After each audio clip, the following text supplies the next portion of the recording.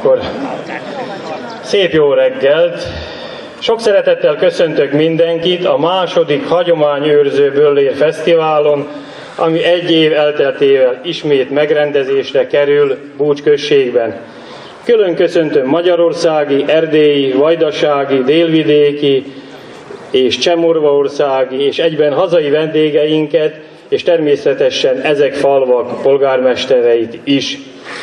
A csapatok nagy részei tegnap előkészítették az udvaraikat, ahol mindenki levezeti a saját tetszése szerint az egész disznó feldolgozását. Mint tavaly, a kóstolás csak zsetonokért adható ki, ezért ezt a részét mindenki becsületesen végezze, mert a zsetonok most súlyra lesznek mérve, ami azt jelenti, hogy a legtöbbet gyűjtő 3 csapat díjazva lesz. Vagyis az első 500 eurót, a második 300 eurót, a harmadik pedig 100 eurót kap. Most átadom a szót a zsűri elnökének, Bene Sándornak, aki bemutatja a zsűri többi tagjait, majd ezután tájékoztatja önöket, hogy milyen fajta ételeket fognak díjazni.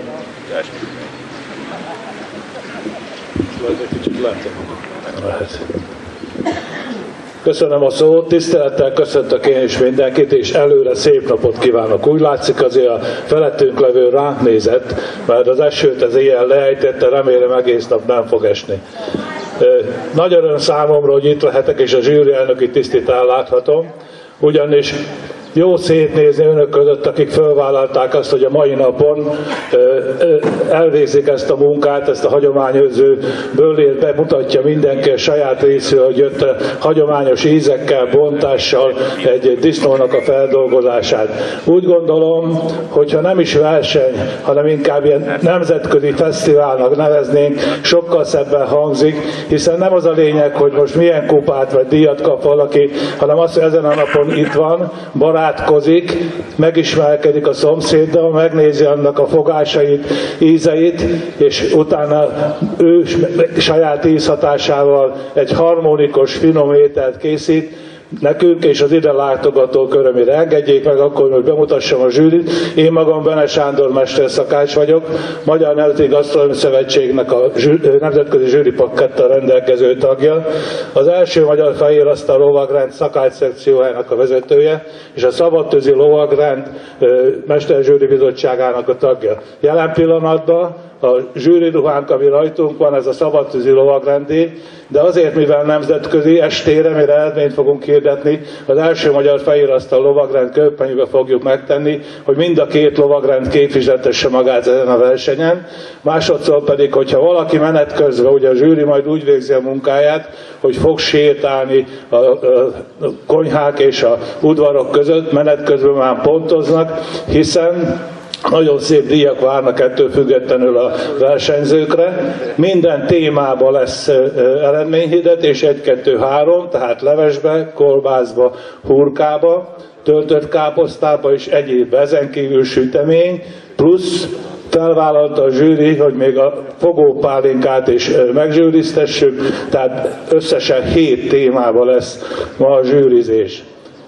Akkor most, ha megengednék, bemutatom a zsűrinek a többi tagját is. A hátam Ambrózi Zoltán, szakács, a Szabadtűzi Lovagrendnek a tagja, és az első Magyar Fehérasztal lovagrendnek is a zsűri tagja. A mellette álló Hörömpő István, szintén Szabadtűzi Lovagrendnek a tagja, zsűri bizottsága a tagja. Tóth Béla, Balatonakali Fék üzletközpont tulajdonosa, az első Magyar Fehérasztal lovagrendnek a tagja.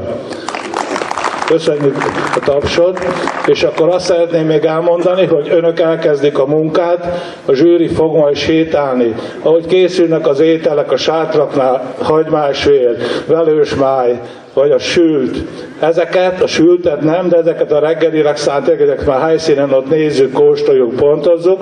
Utána pedig 12 órától itt legvégén van az a nagy sárga épület, ahol tegnap volt a vacsora. Ott van kialakítva egy zsűriszoba, ahol 12-től, ahogy kész vannak a csapatok folyamatára lehet hozni az ételeket, ott várjuk és zsűrizzük. Egy pillanat, a süteményeket viszont 11-ig kérnénk ugyanoda, mert akkor a süteményzsűri megvolna 11-től 12-ig, 12-től pedig az ételzsűri, és akkor úgy tervezi a szervező, hogy körülbelül 16 órakor szeretnénk eredményt hirdetni. Úgyhogy én magam részéről azt kívánom, hogy önök, akik versenyeznek, tájjellegűleg megfelelően egy harmonikus ízű finom ételeket hozzanak nekünk mindannyiunk örömére. Köszönöm szépen, és jó munkát kívánok mindenkinek! Köszönöm szépen, a továbbiakban pedig Vesztergán Miklós tárogató művész reggeli köszöntője hangzik el, aztán pedig elmondom a csapatok elosztását és helyszínét a hízók elvéreztetésére, és ezzel a résszel elindul a verseny. És megkérem akkor.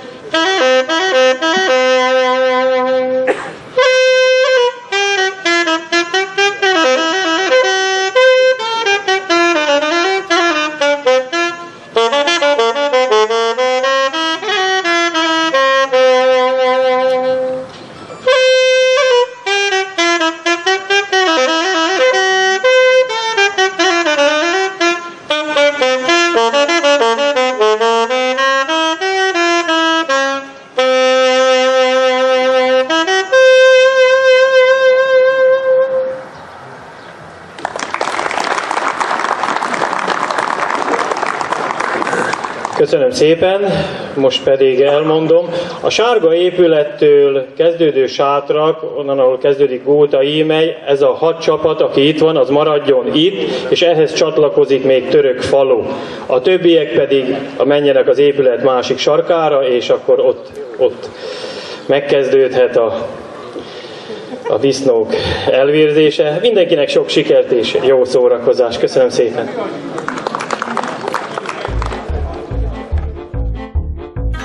Jaj, de jó, jaj, de finom, lesz ugye hurkai az asztalon. Ünnepel, elfogy a bor, jól lakik végre minden rokon. Jaj, de jó, jaj, de finom, lesz ugye hurkai az asztalon. Ünnepel, elfogy a bor, jól lakik végre minden rokon.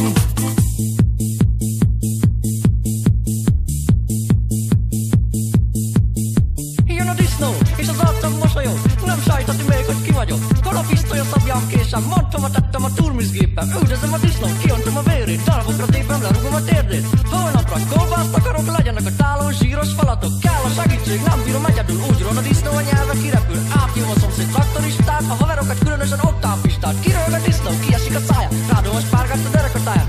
Látom, hogy a pista kiterül. Elkapjuk meg, biztosan sikerül. Jaj, de jó, jaj, de finom, lesz ugye hurkai az asztalon. Ünnepel, elfogy a bor, jól lakik végre minden rokon.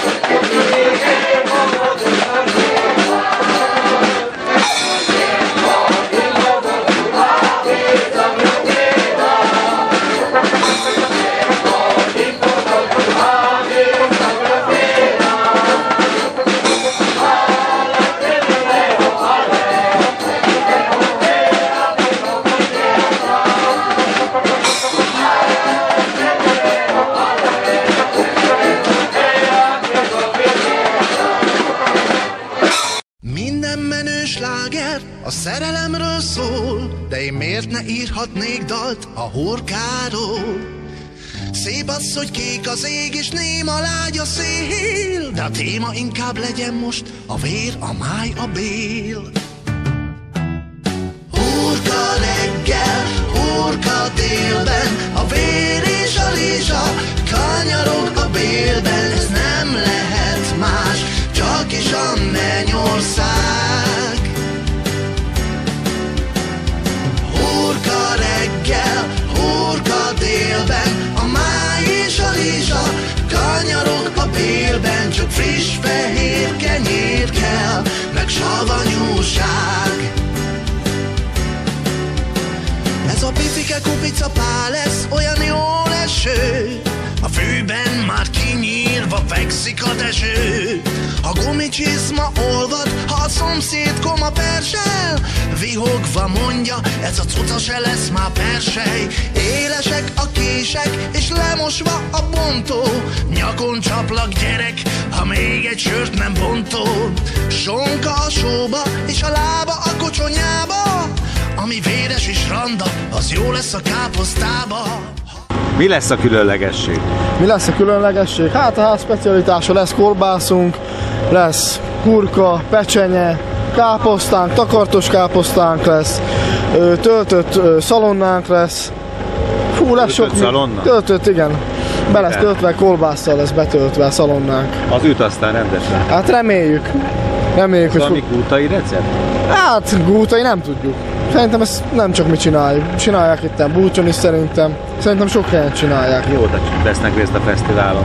Ez az első, tavaly csak vendégként voltak édesapámék, aztán úgy döntöttek, hogy idén legyünk mi is versenyképesek, hát akkor összedobtunk egy kis csapatot. De hát nagyon megadták a módját. Na így igyekeztünk kicsi régiséget, kicsi látványosságot behozni Búcsra.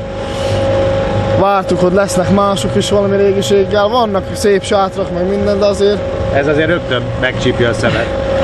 Van egy pár látnivaló itt a sátornál szerintem. Ja, a hölgyekre gondolok én is egyébként. Ja, vannak szép hölgyeink is, igen, minden. Az alapanyag rendben van? Rendben van. Szép disznót kapott szerintem mindenki. Szép disznó vagy jó disznó? Legyen inkább jó. Legyen inkább jó. Hús van rajta. Titok van ebbe az egészben? Az persze, hogy, de azt nem árulhatom el. Egyáltalán semmi? De nem ám. Titok az itt van bent. Bemutatkoznak? Persze, Marosi Róbert vagyok.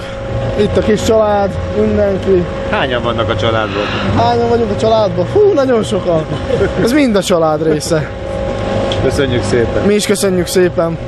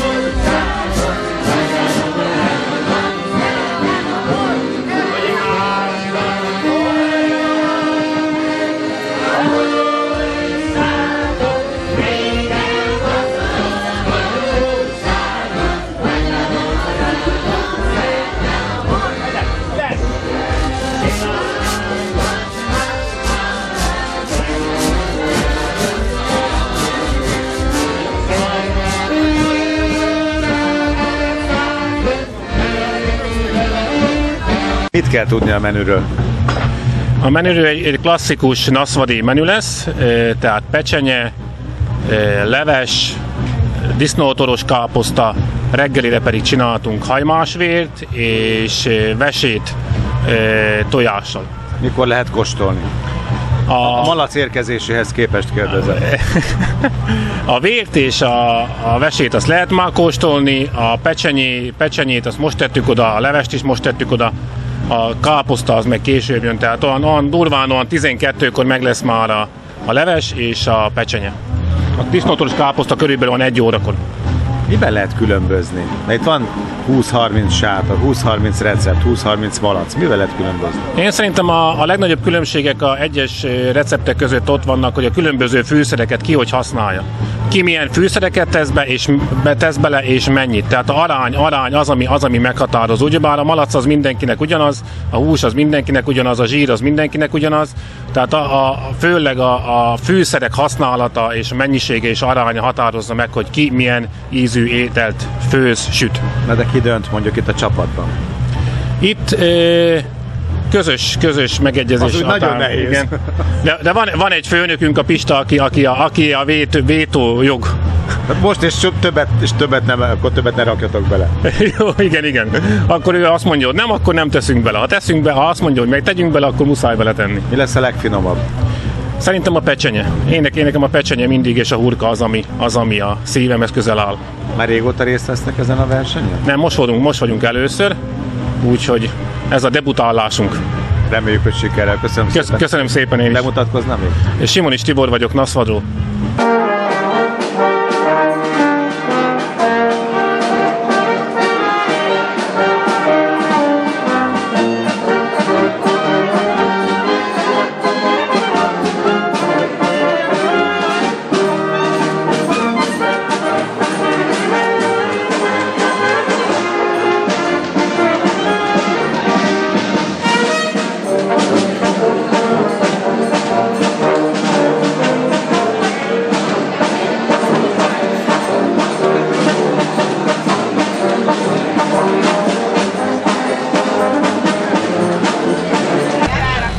Nagyon készültek, az látszik. Igen, készültünk, meg szerettük volna magunkat mutatni, mert egy polgári társulás vagyunk, aki a magyarságért van, azért, hogy megmaradjon Magyarország, vagy Szlovákiában a magyarság. Már hajnalban itt voltunk, és már láttuk a beöltözött vendéghívókat, ez nagyon szimpatikus volt, pedig még nem is állt a sátorszint. Igen, tegnap felállítottuk ezt a nagy sátrat, előre néztük, hogy esni fog az eső, szerettük volna minél többen legyenek itt, minél többen lássanak bennünket, és az, hogy meg tudjuk mutatni, hogy mit jelent a magyarság Szlovákiában. Mi a programjuk? A mi programunk alapiskolákat, kicsi gyerekeket tanítani arra, hogy magyarnak születtek, magyarnak maradjanak meg, és az, hogy a őseik magyarok voltak, ők is maradjanak magyarnak, gyerekeiket is magyarnak tanítsák. Egy ilyen rendezvényben mit segíthet? Jó, most az idő az sajnos ilyen. Ez a rendezvény, ez is segít abban, hogy meg tudjuk mutatni, mit szeretnénk. Évközi rendezvényeink, focitorna magyar gyerekeknek, fölvidéki gyerekek szoktak részt venni rajta. Meghívunk erdélyi gyerekeket, akik szintén elfogadják a meghívást, és a anyaországbeli gyerekek is részt vesznek ezeken a rendezvényeken. A fő programunk, ahogy mondtam, a gyerekeket arra tanítani, hogy megmaradjanak a szüleiknek az anyanyelvénél, és ez csak is a sport, táboroztatás, és ilyen rendezvények után tudjuk őket rávenni arra, hogy azok legyenek akik. De ez a gasztronómia azért segít, meg most ez biztos, a Bucsi Fesztivál. Biztos, hogy segít ez a gasztronómia, főleg ez a Bucsi Fesztivál. Én szerintem ez a fesztivál 1-2 éven belül egy hihetetlen nagy fesztivállá fogja kinőni magát, ahol itt vagyunk, első éven vagyunk itt, de szeretnénk jövőre is részt venni, és minden éven az, hogy lássák, hogy mi vagyunk, mi létezünk, és itt legyünk a fölvidéki magyarság számára. Mit főztök ma? Mi az, ami különleges? Különleges, nem hiszem, hogy különleges. Egy klasszikus kolbász, hurka, pecsenye, sültvér, azzal, amivel a fölvidéki magyarságon minden napban találkozunk. A malacsal elégedettek vagytok, az alapanyag? Én szerintem igen. Ez a disznó vagy a hízó pontosan arra elég, hogy megmutassuk, hogy mit tudunk bele készíteni. Gratulálok hozzá, és sok sikert, egy bemutatkozást kérek szépen. Záhorszki Feri vagyok, a Magyar Megmaradásért a Duna és Garabmente polgári társulás elnöke. Köszönöm szépen. Én is köszönöm a munkát. Nekem annyira izgalmas volt reggel, ahogy itt sétáltunk, láttuk önöket már teljes díszben. Teljes viseletben. viseletben, ez a helyes kifejezés. Igen. Mi Komárom-Esztergom megyéből érkeztünk, Tatáról, Göldbasi Vitézei Egyesület vagyunk, immáron 9. éve, és nagyon nagy örömmel jöttünk most ide. Először vagyunk ezen a helyen, bár felvidéken itt több helyen voltunk már, Gután, Kamocsán, tehát nem ismeretlen ez a környék számunkra. Mi az Egyesület programja, vagy célja? A 16. századi török janicsárok, ezt kapcsolódtunk mi hölgyek, mint kávéfőzők. Tehát tulajdonképpen a janicsárok azok, akik a harcot vállalják. Mi... Nem túl jó benyomásaink vannak, se erről a korról, se a janicsárokról. Hogyan jött ez az ötlet, hogy egy ilyen egyesületet hoznak? Igen, hát ez a tatai patarához fűződik. A férjem a szervezésben részt vett 9 éven, és senki nem akar török lenni. Senki. Az ég adta világon senki, és beálltak töröknek? És beálltunk töröknek. És magyar lelkülettel törökök vagyunk, és nagyon-nagyon sokat tanulunk, a kultúrát, a nyelvet próbáljuk. Tehát nagyon sok hozadéka van egy ilyen hagyományos. A magyar-török, szlovák-török kapcsolatok, vagy szlovák-török-magyar kapcsolatok erősítésére szolgál? Arra is, meg barátok vagyunk, mi hagyományőrzők, mindannyian barátok vagyunk. Képviselünk egyfajta kort, egyfajta kultúrát, de a lelkünk valahol teljesen egy szinten van. És egy fantasztikus kávét kínálnak közben. Igen, ezt nagyon köszönjük, igyekszünk. Szabad egy bemutatkozást kérnem? Igen, Bálint Csabáni, Bálint Kata vagyok. Nagyon szépen köszönöm.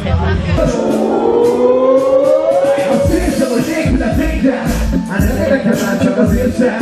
Hiszek bennük és akarom rá. A boldogságban elszabadon száll. Kellene a levő a kezemre. Úgyhogy nézek, de jussan az eszembe. Nem te senki a keresztbe.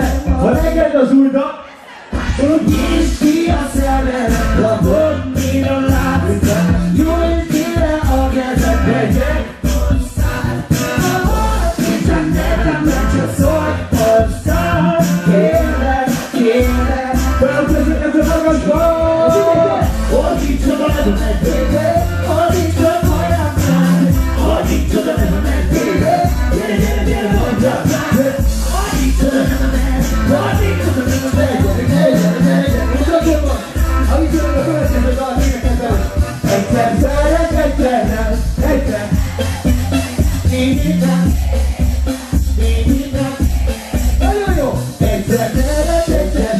Egyszer futás, bibikám, Tudod, Pati vagyok, nincs ki a szerelem.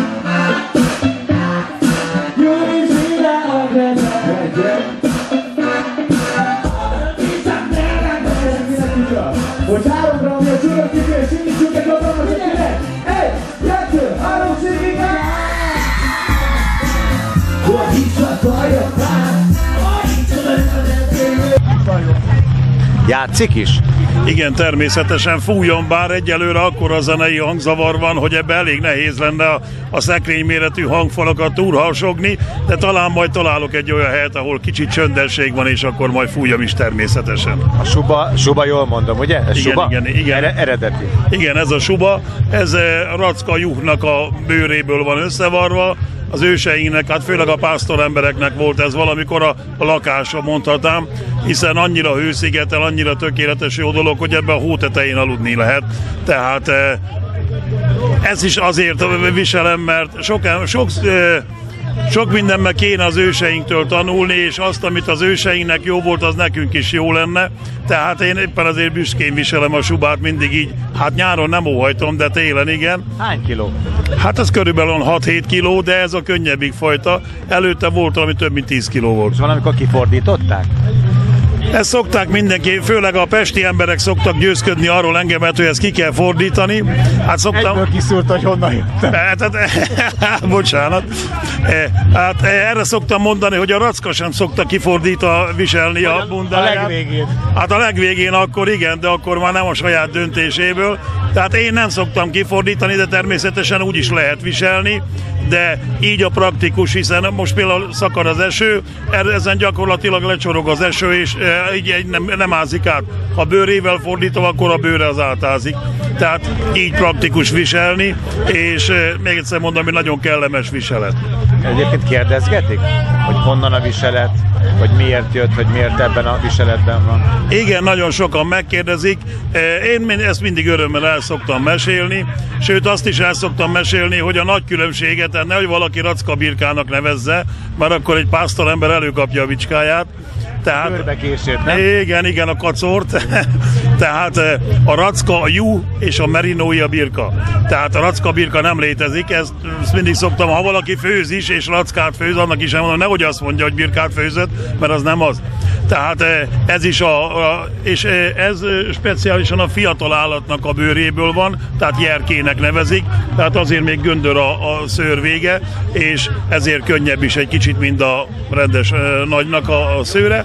Tehát visszatérve nagyon sokszor megszólítanak, én szívesen válaszolok a kérdésekre, de már annyira szinte már összenőttem a subával, hogy most reggel a suba nélkül jöttem, és mindenki csak nézett rám, aztán mikor megismertek, hol a subája, tavaly is itt voltam már, és a subán keresztül így ismernek. Az miért fontos, hogy egy Bucsi Böllér Fesztiválon megjelenjen? Hát először is már meghívtak, tehát Magyarországon is sokfelé szoktam járni Böllér fesztiválokra, és Attilával, a főszervezővel egy magyarországi rendezvényen ismerkedtünk össze, és akkor mondta, hogy na hát itt is készül, és hát szeretné, ha itt lennék. Én meg természetesen szívesen jöttem tavaly is, idén is, és természetesen a későbbiekben is. Egy több okból először is nagyon szeretem a hagyományőrző rendezvényeket, és hát a magam kis színfoltját igyekszem hozzátenni, hogy színesen meg jobban érezze magát mindenki. És hát ez jó lenne, hogyha egyre inkább erősödne, és egyre több ember jönne rá arra, hogy valóban a régi dolgainkat nem elvetni kell, hanem megtartani. Ezek közé tartozik a disznóvágás, valamikor régen egész évben abból értek az emberek, amit télen levágtak, és bizony ezt jó lenne ezt a hagyományt újra visszahozni, mert ma már szinte teljesen mindenki megy a bevásárlóközpontokba, ahol a malac másképpen néz ki. Egészen másképp néz ki, és valószínűleg minőségileg sem olyan, mint amit az ember saját maga fölnevel. Bemutatkoznám még a beszélgetésre? Hogyne, természetesen. Vesztergán Miklós vagyok, Magyarországról jöttem, tárogatós vagyok. Szépen köszönöm. Nagyon szívesen. Bocsásson meg, még egy mondat erejéig, már arról beszélt, hogy a hagyományőrzés az önnél nagyon fontos. A hangszeréről mondaná egy pár szót, mert látom, hogy egy nagyon szép tárogató van az ön kezében. Természetesen. A tárogató az egyik nagy szívügyem, nagyon szeretem ezt a hangszert, ez egy ősi magyar hangszer, ennek az elődje volt az ősi hangszert, ezt mindig hangsúlyozni kell, tehát valamikor valószínűleg már Árpád apánkkal jött vissza a tárogató a Kárpát-medencébe, Közép-Ázsiából származó hangszer, a török síp tárogatónak nevezték azt, amit mi használtunk, de ez egész Ázsiában, egész Európában, minden országban elterjedt hangszer volt, mindenki a saját hangszerének tartotta. Ez volt a kuruckornak a hangszere, rövidebb volt, mint ami a kezünkben van, billentyű nélküli, és olyan fúvókával szólaltatták meg, mint amilyen jelenleg az oboát és a fagottot, tehát dupla náddal, és egy rendkívül éles, sikító, szinte velőtrázó hangja volt, mint ahogy ma a török zenében, ha hallunk egy nagyon éles, fúvós hangszert, na annak a hangszer családjába tartozott, ennek a hangszernek az elődje, a török síp tárogató. Most amikor a Rákóczi szabadságharc véget ért, ugyanis akkor volt fénykorában, tehát üzenő hangszernek használták a tárogatót, mert annyira erős hangja volt, 20-30 km-re elhallatszik, és a tárogatóval küldtek egymásnak jeleket, üzeneteket, tehát azon keresztül kommunikáltak akkor a sereg, valamint esténként a tábortüzek mellett a tárogató hangjára vigadozott vagy búsulta a kuruc vitéz. Most amikor a Rákóczi szabadságharc véget ért, akkor az osztrákok összegyűjtötték és megsemmisítették az összes török síp tárogatót, annyira féltek a hangjától, mert tudták, hogy amíg szól a tárogató, addig él a remény, addig szól a Rákóczi hangja, és utána több mint 150 évig nem szólt a tárogató, majd a kiegyezés után az 1870-es években kezdték el újra keresni, kutatni a tárogató múltját. Szerencsére múzeumokban még találtak pár darab hangszert, rendbe hozták, megszólaltatták, de a korzene ízlésének már nem felelt meg ez a nagyon éles, sikító hang, és éppen ezért megbízták az ország egyik legnagyobb hangszergyárát, a Sunda hogy véletlenül nem az ön hangszere is egy Sunda vagy egy Stovasszer? Van Stovasszer hangszerem, ez egy Stovasszer másolat, amit most használok. Gregus Pálnak hívják a készítőjét, Baján él. És a Sunda és a Stovasszer egyszerre ugyanazt a hangszert találta ki, hogy melyik koppintotta egyikét, mai napig nem tudjuk. De mind a kettő nagyon. De mind a kettő így van, és akkor alakult ki ilyenné, mint ami most. Tehát megnövelte a hangszernek a testét, billentyűzettel látta el, így mindenféle hangot könnyebben ki lehet játszani rajta, és a klarinéthoz hasonló fúvókával, egynádnyelves fúvókával látta el. Tehát így alakult ki ez a hangszer, ez közvetlen a 20. század legelején történt, és utána hát történt a nagy nemzeti fájdalmunk Trianon, szétdarabolták az országot, és rengeteg dalt és nótát írtak ez ellen tiltakozásul. Ezeket irredenta daloknak, vagy hazafias nemzeti jellegű daloknak nevezik. Na most a tárogatók előszeretettel játszották ezeket a hazafias dalokat, és majd amikor a második világháború után, mint tudjuk, újra nagyot fordult a világ, újra betiltották ezt a hangszert is, és az egész kommunizmus ideje alatt hát maximum megtűrt és a tiltott határán volt a kettő, és hát ma már nagyon kevesen vagyunk sajnos, tehát talán egy 100-120-an vagyunk, igen, akik játszunk rajta. Hál' Istennek itt Földvidéken is van már egyre több tárogatós, és nagyon-nagyon jó lenne visszahozni újra ezt a tárogató kultúrát, hiszen én minden koncertemen el szoktam mesélni, hogy mi is a tárogató hangja. Tehát a magyar nyelv egy ősnyelv, ragozó nyelv, ezt minden nyelvész egyértelműen elfogadja. Tehát a ragozó nyelv, ami azt jelenti, hogy a szótő már önmagában értelmes szó. Na most a tárogató szótő az, hogy tár. Mit csinál? Kitár. Kitárja a jó érzésű emberek lelkét. Ez sajnos az ellenségeink mindig tudják, hogy mitől kell félniük, mi nem tudjuk, mi van a kezünkben. Hogy tárjuk ki a lelkünket, és találjuk meg egymást, és végre egy kitárt szívvel, lélekkel keressük a magyar és a magyar közti egyenlőségeket, mert a problémákat csak akkor fogjuk tudni megoldani. Nagyon szépen köszönjük hagyományőrzők nevében. Nagyon szívesen.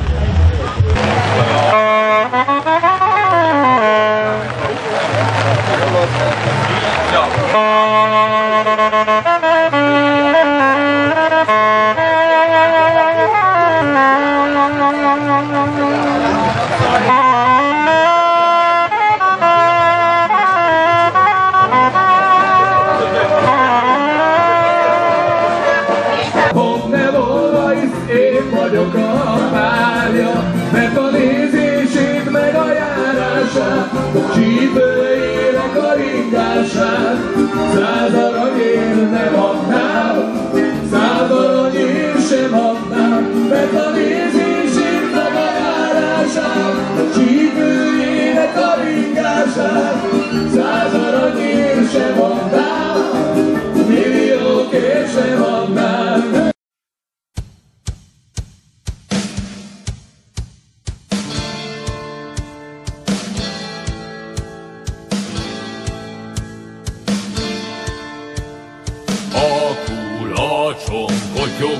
Kotyogós, hely a gégé, iszamos, csuszamlós, a járásom, kopogós, a cifrázom, ropogós, a kulacsom, kotyogós, hely a gégé, iszamos, csuszamlós, a járásom, kopogós, hely, ha kicifrázom, ropogós. Az igazság borban, a vígaz borban, a felejtés borban, a tavasz illatos a nedvel, mint kiesmező, és a vámat nem gyöngyöző. Borban, az igazság borban, a vígaz borban, a felejtés borban, a tavasz borban él élet, benne messze szélet, minden bánatunk rajta áldunk. Borban, az igazság borban, a vígaz borban, a felejtés borban, a tavasz illatos Hallott a nedvel, nincs ilyesmező, és a vállalat benne gyöngyöző. Borban az igazság, borban a vigasz, borban a felejtés, borban a tanak, borban él az élet, benne lesz a szélet, minden vállalatunk rajta hábiunk.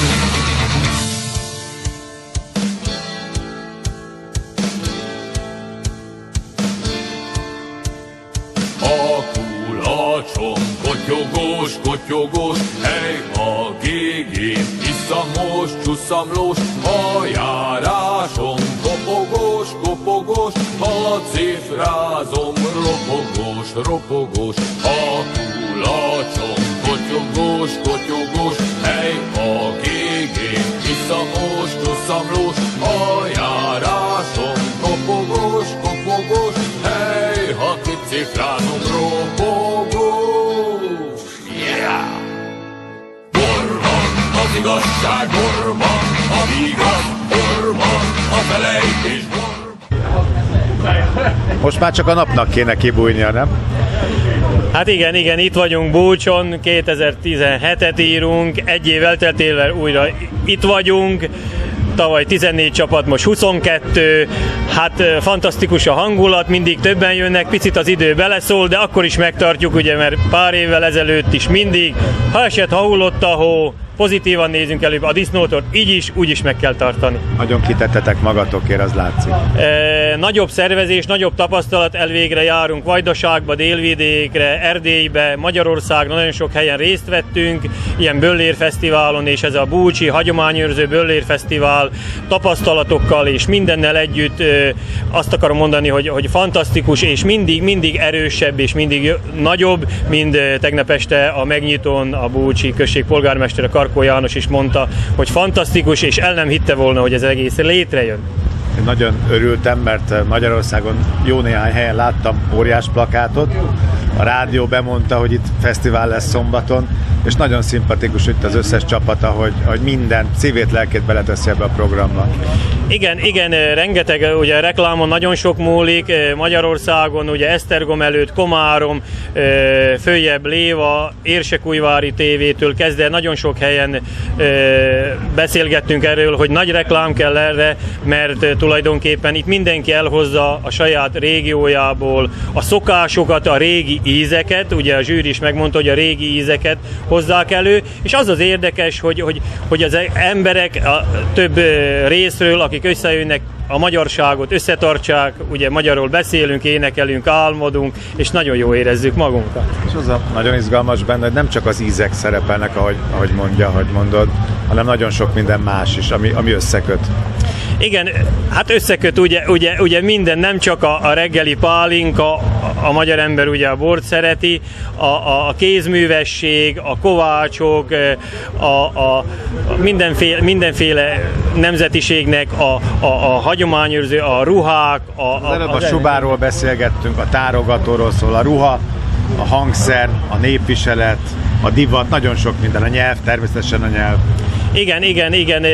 A lényeg az, hogy ez ugye hagyományőrző Búcsi Böllérfesztivál, ez mégis úgy egybe tartsa az embereket, mindenki ismerkedik, mindenki tapasztalatot szerez, és ahogy a polgármester is mondta, a Búcsi, ugye Karkó János, hogy jövőre még nagyobbat akarunk, hát adja a jó Isten, hogy legyen. Adja hozzá napot is.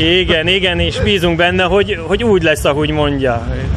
Egyébként a búcsiak hogy készültek a fesztiválra? Mert azt hiszem ez a legnagyobb rendezvény, ugye egész évben itt ezen a magyar településen, magyar nyelvű településen. Igen, itt a PKS Agrofarm, a Puskás Attilának volt ez az egész ötlete, ugye Karkó János a község polgármestere, és ez kettőt egybehozta, itt mostan egybe lehet mondani a falunapot, a Búcs község összes lakosa meg van vendégelve, de rengeteget dolgoztak a hazai, a búcsi községnek az emberei, rengeteg előkészület, szervezés, ez mögött nagyon sok munka van, és tényleg ez csak azt tudja, aki benne van már 2-3 héttel előtt, tehát meg utána is egy picit egy hét, és ez tényleg fantasztikus, hogy ennyi ember, tavaly voltunk ilyen 5-6 ezer ember, hát most a idő egy picit beleszól, de várunk ilyen 8-10 ezer embert, és hogyha a Jóisten is adja, lesznek tombolák, és az első díj egy Skoda autó lesz, amit valaki biztosan meg fogja nyerni.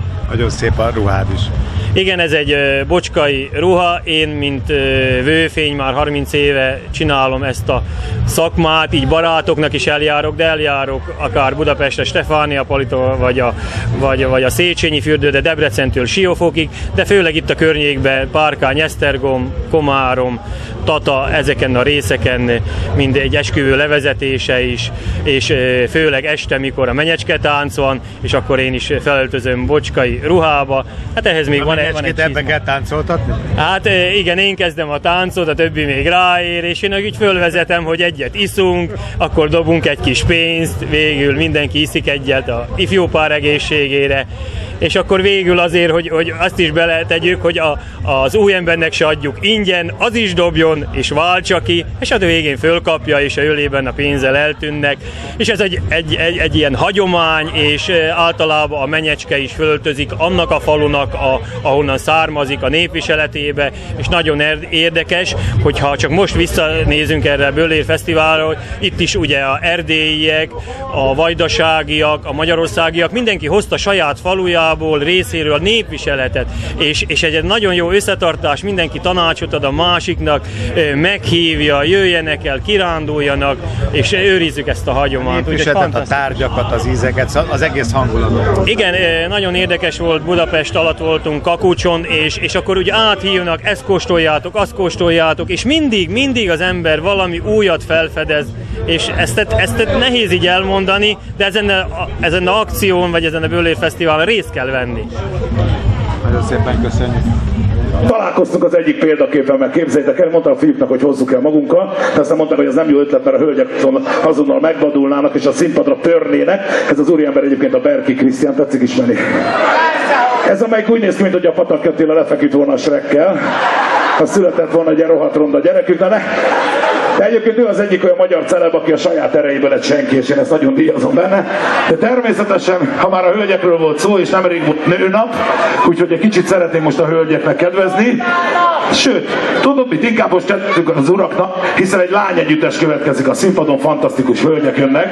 Hát annyit el kell mondanom, hogy már nem fiatalok. Szoktuk is mondani, több fülük van, mint foguk, de hát ez tényleg csak így rossz nyelvek mondatták belőlünk. Szóval hölgyeim és uraim, annak idején a Kozsónak is voltak lányegyüttesei, tetszik emlékezni, voltak Pestiák, Hip-Hop Boys, nagyon jó csapatai voltak. Úgy határoztuk, hogy alakítunk mi is egyet, el is hoztuk magunkkal. 3 csodálatos hölgyemény a színpadon, a Véresegyházi asszonykórus következik.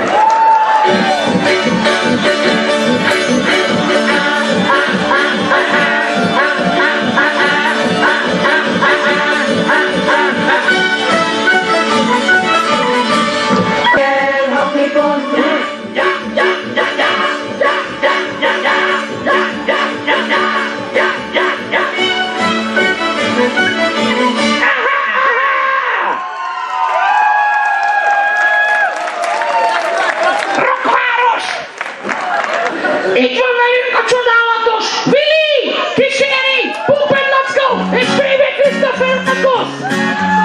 Na hello, lányok, jaj, végre itt vannak a férfiak!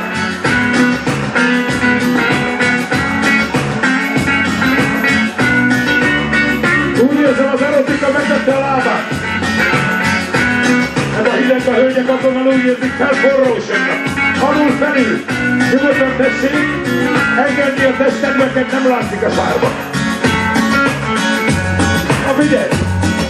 Ha világít a számmal a negró, a fogaim kiúltak sorban, sötétben vagyok, mint a pátó, csak rám várnak a Mónika showban. Azt kaptam a szülinapomra, hogy kivittek a metomos útra, világít a számban a negró, kedvenc tusküldőm az útra. Van egy csiszpánya, mint a beré, és a fészel, mert az elektrika. Hozzajárok, madaras teszkóba, így rám a sok szomszéd. Már az óviban is disznós sajtoltál jelen, és a jégfémet is mindig bicskával eszem, hogy műtétek fél a szem. Én nem leszek gonosz, mégsem értem, hogy miért mondják rám azt, hogy bunkol. Világít a számban a megró, rám rohad a nylon póló, mert lehet én csak játszom disznóvágásban Nintendo. Kapa kézi, segélyen vagyok mostantól, világít a számban a negró, elmegy a tiltva a közmunkától. Megkezd a csík, gyere, csinálj már róla meg többet itt. Minden bele, hogy szép a szép. Kapa kézi, segélyen vagyok mostantól, világít a számban a negró, el vagyok tiltva a közmunkától. Munkó!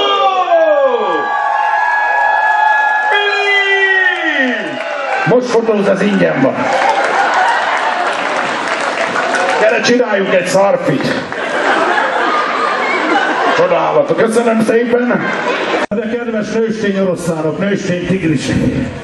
Én megértem, hogyha szépet látnak, oda van minden. Oda a becsület. Nyakkendőm az milyen jó, mi? Meg van himezve, hámozva, nem azért van rajtam, hogy itt elegánskodjak. Ezzel próbálok jelezni a nőknek, hogy merre van az igazi út a boldogság felé. Hát, hogy hol nyitott ki a nemzeti szalámibolt, no? Kepláki, milyen a kepláki, jó? Színházba is ebben járok, komolyan mondtam. Szóval a nőknek mondanám gyorsban, hogy ne nagyon tervezzenek hosszú távon velem, mert január 1-től újévi fogadalomba vagyok, az egy éjszakás kalandokat beszüntettem. Átálltam ugyanis a 4 órásra. És ebben benne van a welcome drink meg a buszra várás. Most pedig dőljenek hátra, és továbbra is zenével szórakoztatjuk Önöket.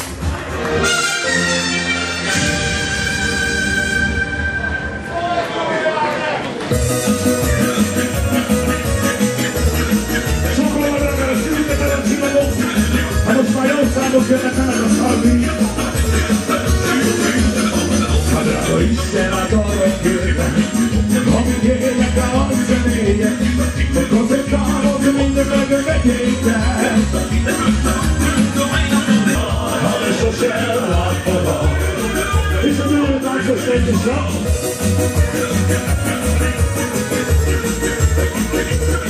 Adjál úristen!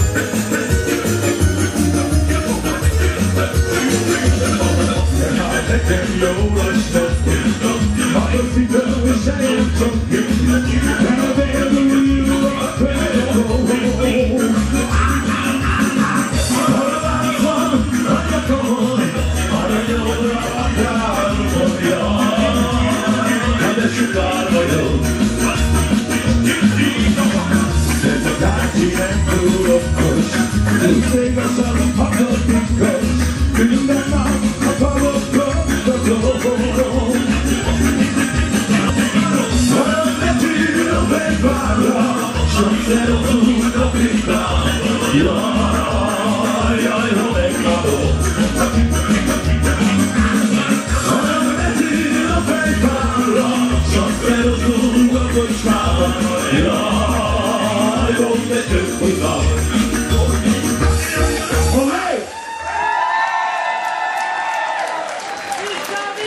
Danke!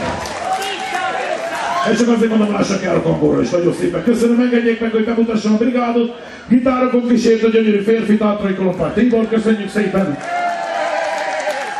Itt volt mellettünk Tóni öcsém, aki tulajdonképpen hát unokahúgom Bóni Szilvi helyett jöttem ma, mert Szilvikém éppen Dunajban van, hát most állítólag nyaral, de mindegy, ezt hagyjuk. Hát ha itt megtapsolják, nem tulajdonképpen a produkció, nem nagyon tudott hozzátenni.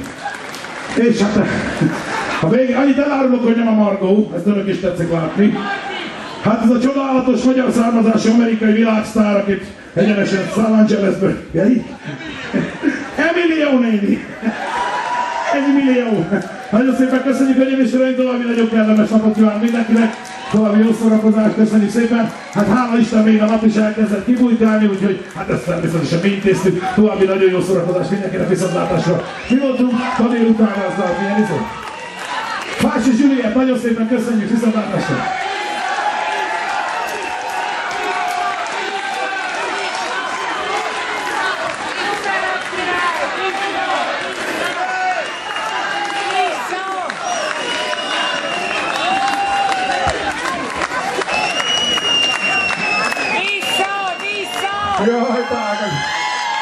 csillagvirágai. Szóhozzatok volna előbb is, már pártányba jöttünk vissza. Hát komolyan mondom, hát csomó drága benne. Gyerekek, azért jöttem vissza ebbe a hacukába, mert többen észrevettük, hogy felvettem az ünneplő ruhámat. Gondolom, egy-két szó szólok róla, gondoltam. Figyelj, nagyon híres tervező barátom tud gétem, úgy hívják Bódi Gucci. Megmondom őszintén, a szoknyában vannak fenntartásai, mert tiszteljem műszálos anyag nagyon nem szeretem, mert semmit nem szellődik, nyáron 2 pillanat alatt befűröd a mincsot. Komolyan mondom, csak téli viselet. Na mindegy, köszönjük szépen!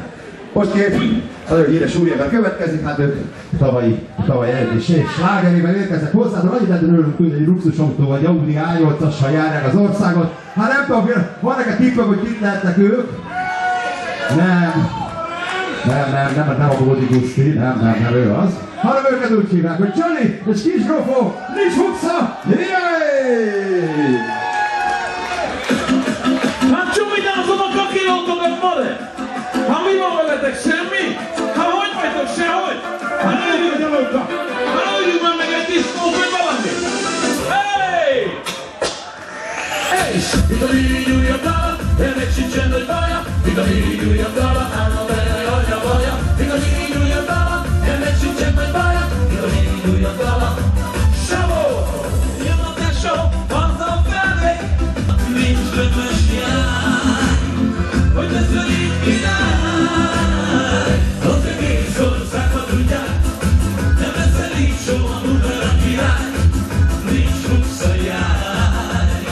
Hogy lesz velük király, nincs cselajos sárkányod. Hát és jó ez a te kis igányod, nincs Huxa jár. Hogy lesz velük király, jön a gácsú arca felé, ahol óválja ki a szemét. Minden rinyós róla beszél, úgy füstölöd a gép. Felül a sport a dácsiába, válna megcsokat, mint az a vágya. Rajab tölt bele minden számra, mindenkinek kiugat, nincs hozzájár. Hogy lesz elég király, together Gucci, we sing a cookie, Gates Beach, every night, sunshine, party night, summer days, az egész országban tudják, nem lesz elég soha numera király. A mirigyek, a caccara, a markez, a mirigyek, a caccara, a raj. Nyújtuk ezt a dalt is. Savó! Thomas Bartolo! Cibor Viszmakancsí, itt volt velünk a Csoli! És a kicsi Grafi! Mellett ez a gyönyörű lány! Most szingli, az Angelina Jolie! Itt volt a buliváró, a DJ Miki! Szevasztok, mi voltunk a Szili Tyóra, mi így köszönjük szépen!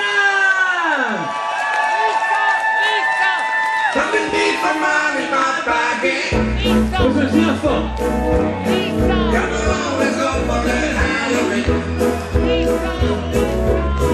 See the faces on the door looking.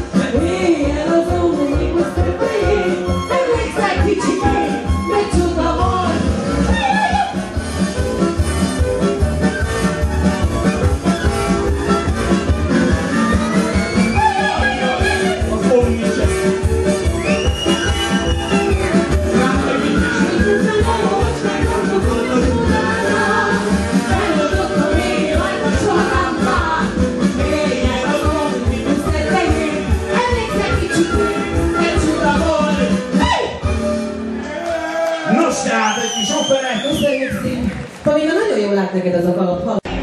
Azért ez egy nagyon jó ötlet volt. Az ötlettel nincs is semmi probléma, ugye? Az egészben csak az a faj, hogy a szervezés, a fiúk részéről, akik ezt úgy a vállukra vették, minden apait, anyait beleadtak, ami annyi jelent, hogy fizikailag fáradtságot nem kímélve, anyagiakat nem kímélve, a tavalyihoz képest szinte még egyszer annyi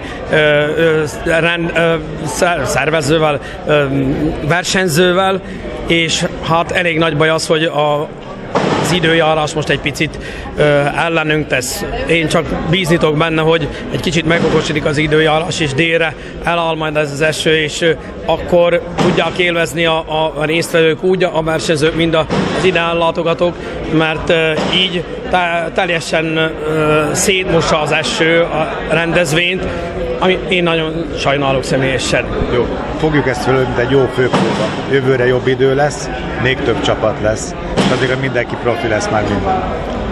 Hát mi bennünk nem hiányzik a pozitív hozzáállás. Én megmondom őszintén, nekem így is tetszik. Én a többieket sajnálom, azokat a potenciális ideérkezőket, akik jó idő esetén érkeztek volna, jöttek volna, és így, ha reggel erre elsőre fölébredtek és kinéztek az utcára, akkor azt mondták, hogy hát mostan talán mégsem jövünk el.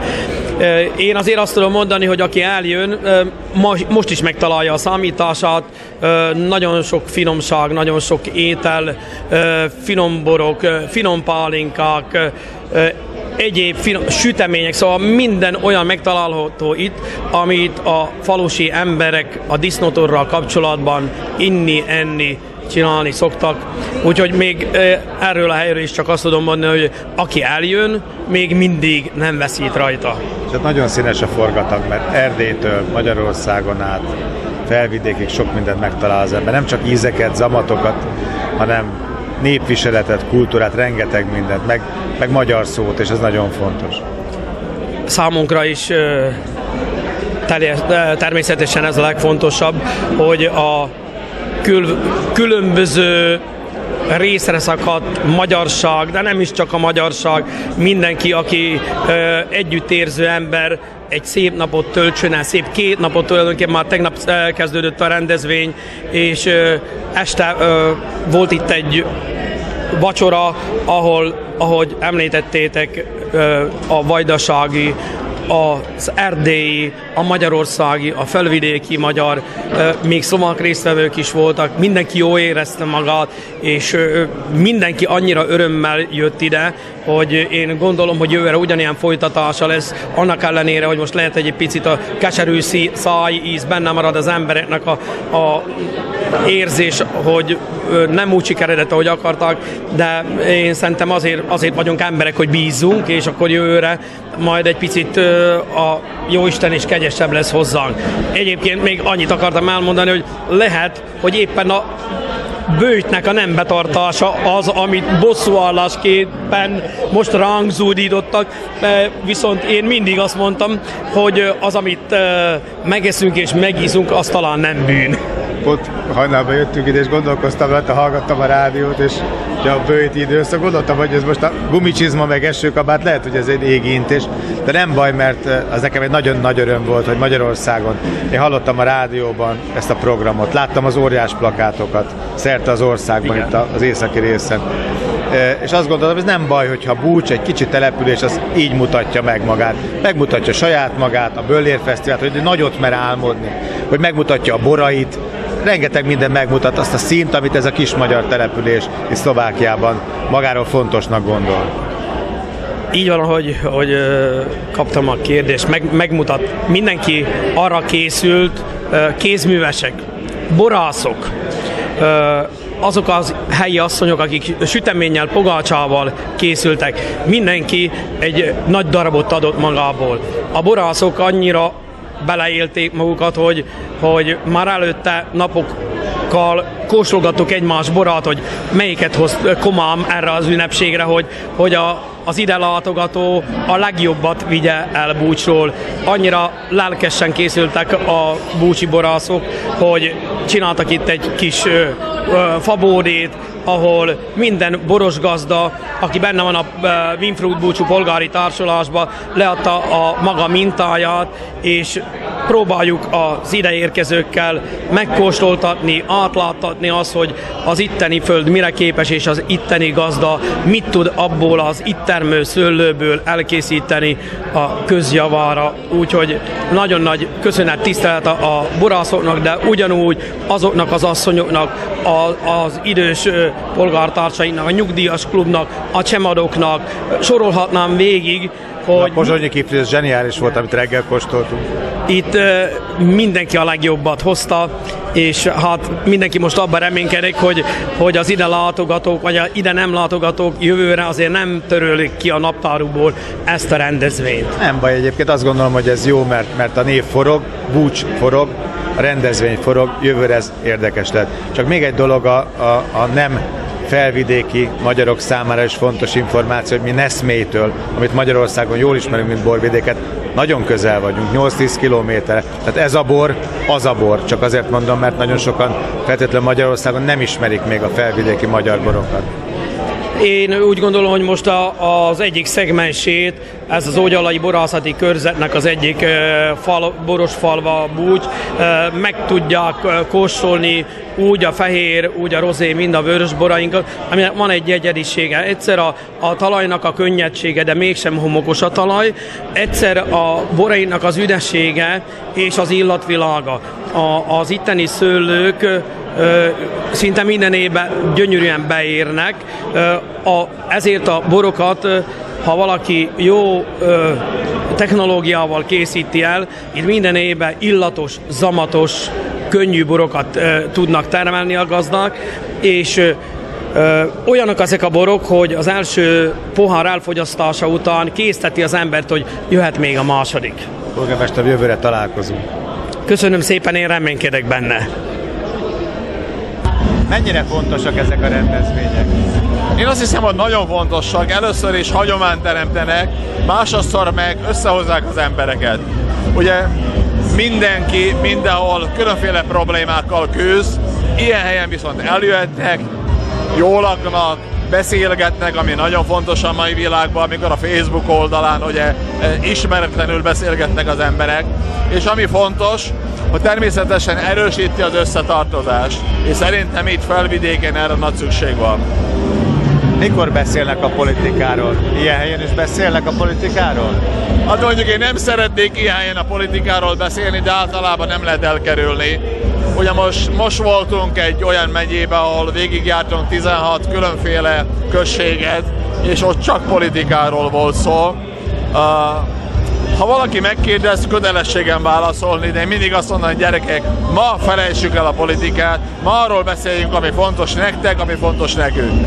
Jó, de a politikust azt mindig a politikáról kérdezik, nem a disznóölésről, meg a Búcsi Fesztiválról. Hát pedig az édesapám az hentes volt, mi disznót is öltünk, sőt én nagyon nem szerettem fogni hátul, mert ha a disznónak nincs farka, akkor nem lehet megfeszíteni. Akkor a lábát kell fogni, már pedig a disznó nagyon erős és rúg egyet, de én azt mondom, hogy nem lehet az embernek két álcája. Tehát én nem mondhatom azt, hogy ma nem vagyok politikus, holnap meg az vagyok. Igyekszem emberi módon viselkedni, de az emberek kérdeznek a politikára, akkor válaszolok.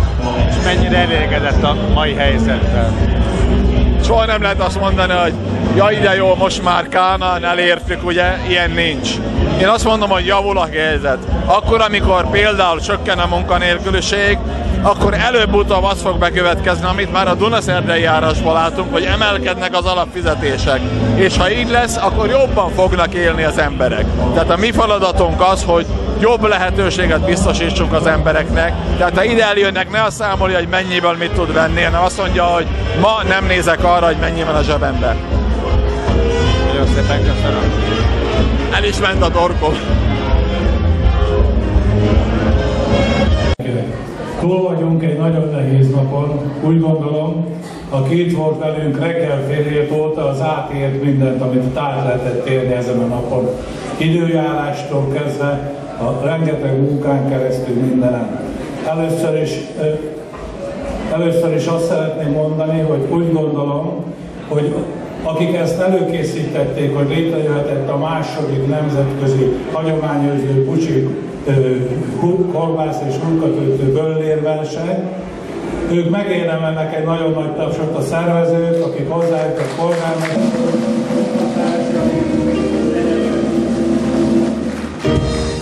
Ezután úgy gondolom, mielőtt még az eredmény hirdetéshez hozzájönnénk, hogy mind a 23 csapat, aki reggeltől kezdve ilyen körülmények között volt, akinek a sátra elrepült, volt a vízbe esett, feldolgozták a hízót, gyönyörű szép munkát végeztek. Mi a zsűri részéről megköszönjük a csapatoknak a munkát, amit kaptunk ételeket, kimondottan jó ízűek voltak, érződött a tájjellegű fűszerezés csapatonként, nyugodtan kimerem jelenteni, sőt meglepően finom ízű ételeket, hurkákat, kolbászokat kaptunk. Ugye reggel már azt elmondtuk, hogy tulajdonképpen 7 kategóriába pontozott a zsűri, ami benne volt a sütemény, a böllér pálinka, a leves, hurka, kolbász, káposztás ételek és egyéb ételek. Ezen kívül nem akarom tovább húzni a szót, hogy mindenki már fáradt, várja az eredményhirdetést, el is kezdenénk az eredményeknek a hirdetését.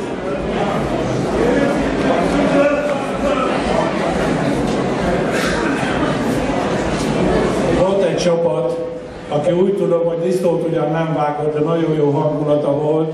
Ők egy oklevelet és egy kupát kapnak, a legzsiványabb csapat címmel, a Kóbor Betyáró.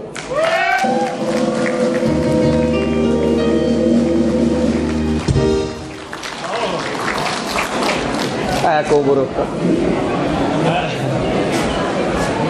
Gondolom, majd később megkapják a Kóbor Betyárok ezt az elismerést. Most pedig szeretnék átadni egy különleges kiállításért a Hazajárók csapatának egy kupát és egy oklevelet.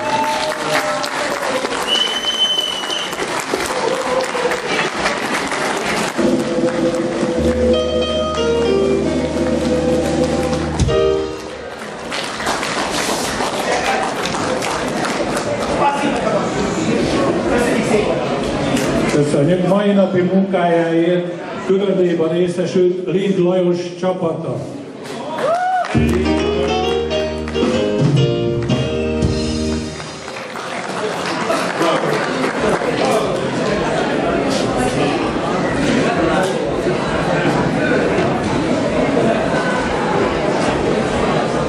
Külön díjban részesült Magyarok megmaradásáig Dunai és Gram DT.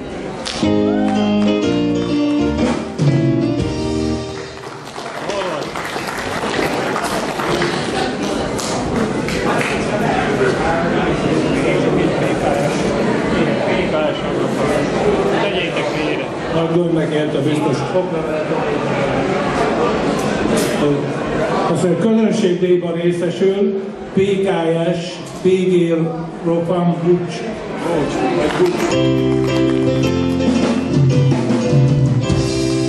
Gyertek, valaki jöjjön!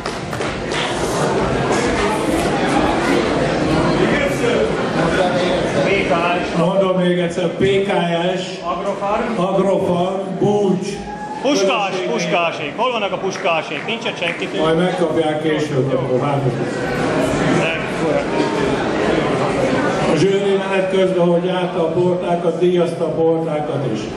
A legszebb portának a zsűri szerint a Butai Csibészek és Szekeres Rancs portáját ítélti.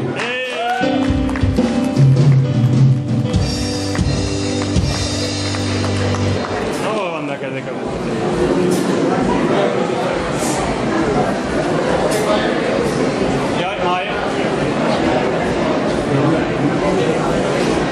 Jó, majd áthozzuk is később.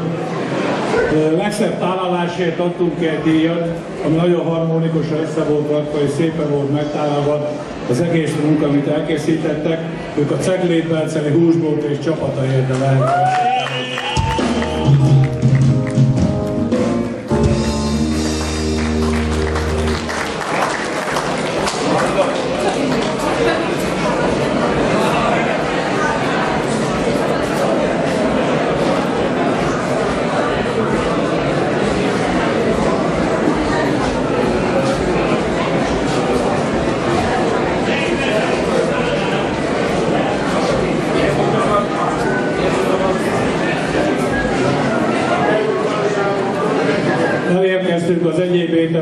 kategóriájához, visszafelé természetesen.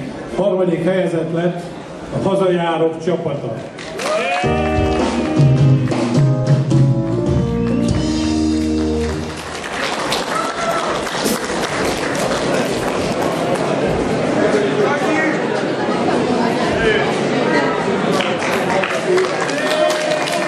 Egyéb ételek kategóriában második helyezésért el.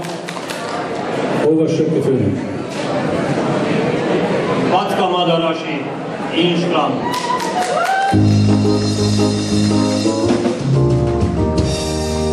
Gratulálunk neki. Önnek vár is, nagyszerű.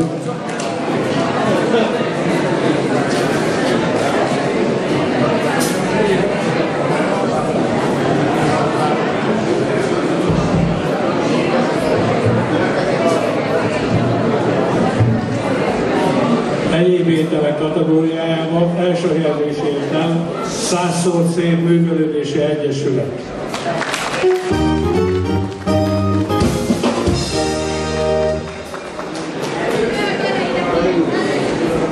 Ha úgy tudom, Börökfalu.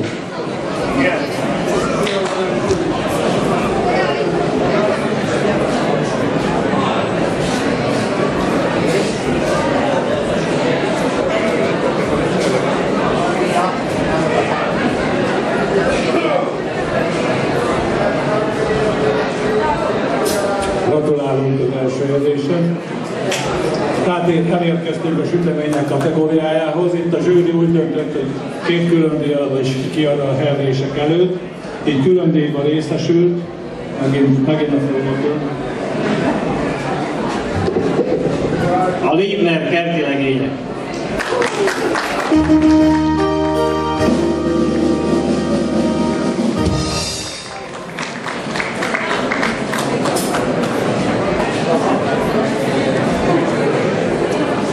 És akkor a sütemény kategóriában szintén egy külön díj következik, amit a legfiatalabb süteménykészítők kapják, búcsi óvodáshoz.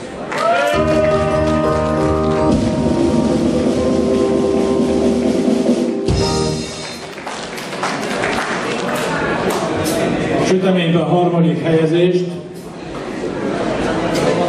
a Old Warriors DHZ e-mail csapat.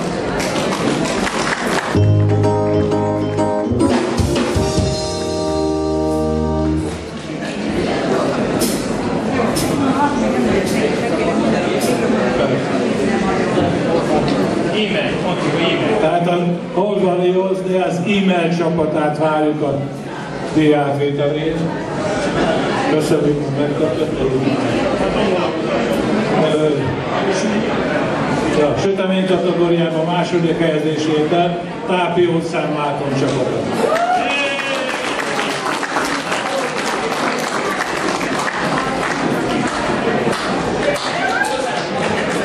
Tápiót Szentmárton csapatát várjuk a díjátvételére.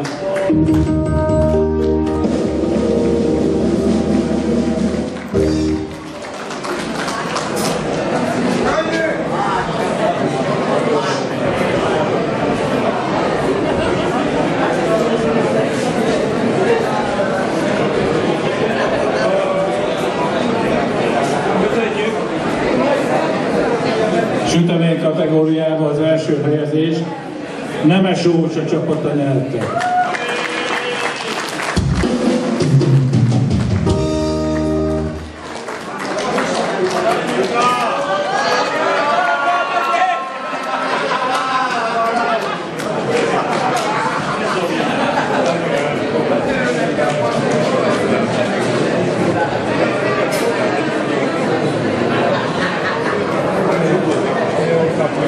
Gratulálunk! És már is elérkeztünk a Bölnér pálinkák sorához, ahol a harmadik helyezést Brezov Jene csapata nyerte.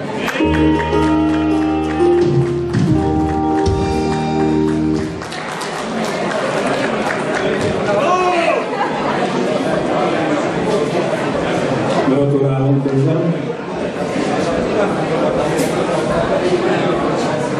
Pálinkában a második helyezést Leibner kerti legények csapata nyerte. nyertek.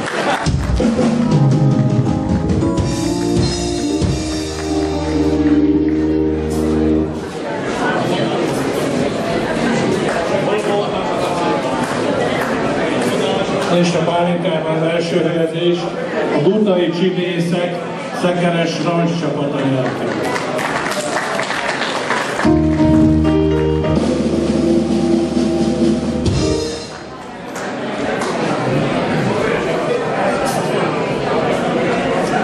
És akkor elérkeztünk a levesek kategóriájához. Leveseknél a harmadik helyezést Csemadok Nasztat csapata nyerte. Gratulálunk hozzá!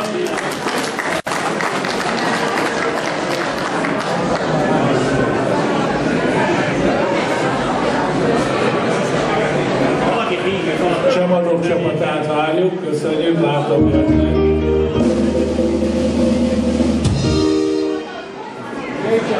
Gratulálunk!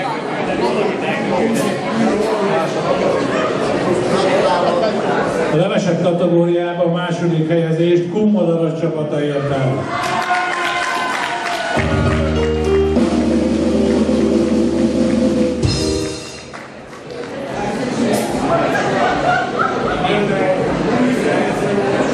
Kummadaras csapatát várjuk a díjátvételre, köszönjük, már jönnek.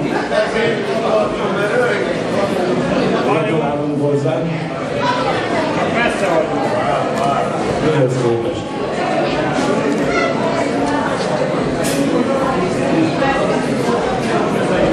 És a levesek kategóriában az első helyezés Zámoly sörfőző csapata.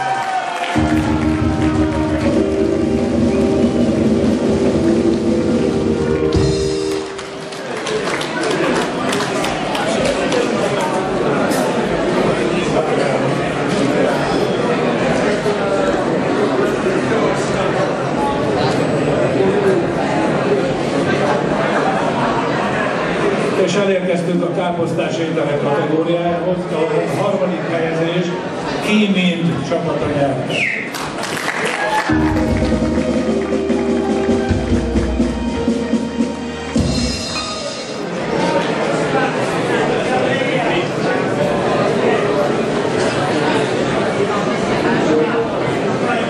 Káposztás ételeknek második helyezését Tápió Számmárton csapata nyert.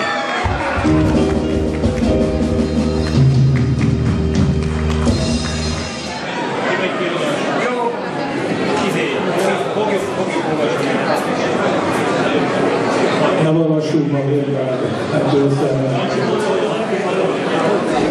És akkor a káposztás ételeknél az első helyezés. Megvárom még a gratulációt. Tehát az első helyezést Kesztőci Sontozók csapata.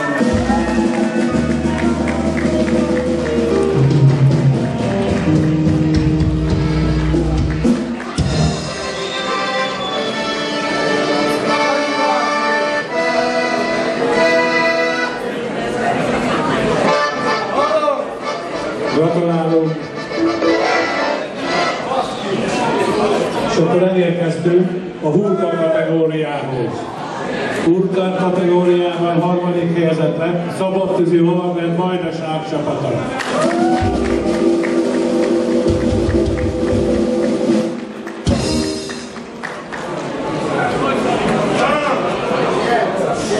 Gratulálunk!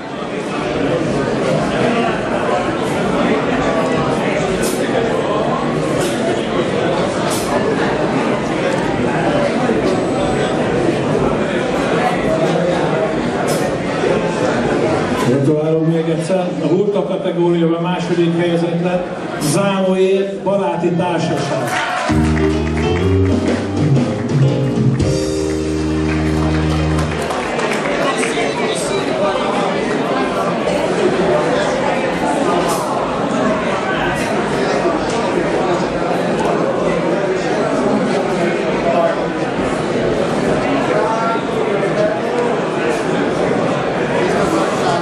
Elérkeztünk a Hurka kategória első helyezettjéhez, aki nem más, mint az Agroservice csapata.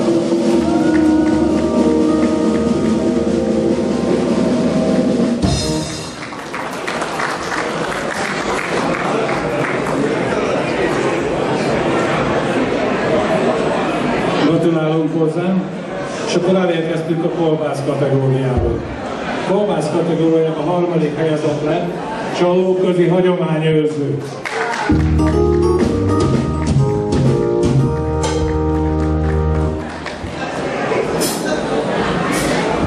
Csallóközi hagyományőrzőket várjuk és érkeznek. Gratulálunk!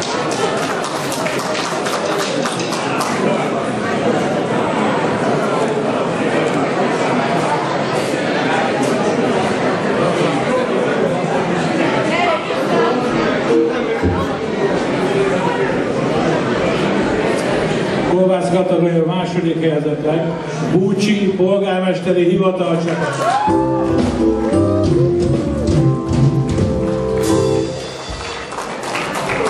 Gratulálok a fiúknak hozzánk.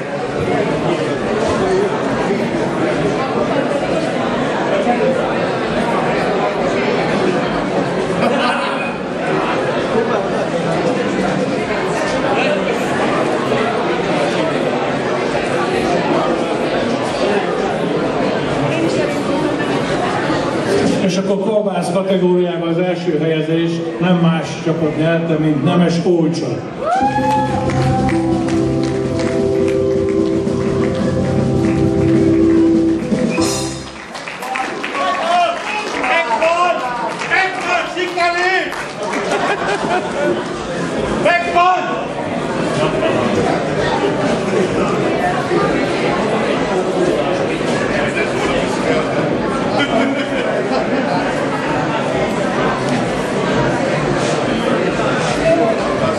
Szeretnénk közben még bemondani, kérnénk a búcsi óvodásokat, jöjjenek ki a legfiatalabb süteménynek jártó kézzel külön díjért. Gratulálok!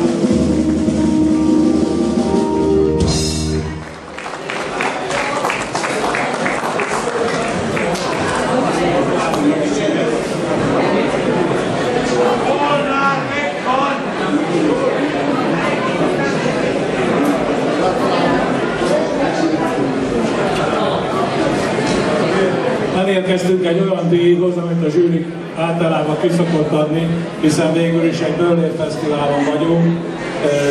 Szokta a zsűri nézni és díjazza a Böllér munkát is. Úgy gondolom, hogy az most is nem lehet elkerülni, 23 csapatban a Böllérnek nem egy munkáját. Ez konkrétan húsfeldolgozáshoz, formázáshoz és egyébekről szól. A zsűri alapján úgy döntött a zsűri, hogy a úgynevezett Böllér királyt, aki ezt a munkát zsűri szerint legszebben végezte, a Kummadaras csapatának a Böllér.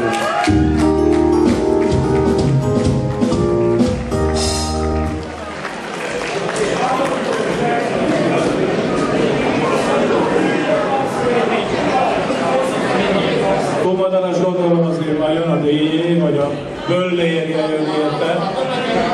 És azért még az izgalmat húzzuk, mert még egy díjunk van, talán az összetett díj, ami úgy gondolom, hogy hasonlóan izgalmas. Itt a legjobb Böllér!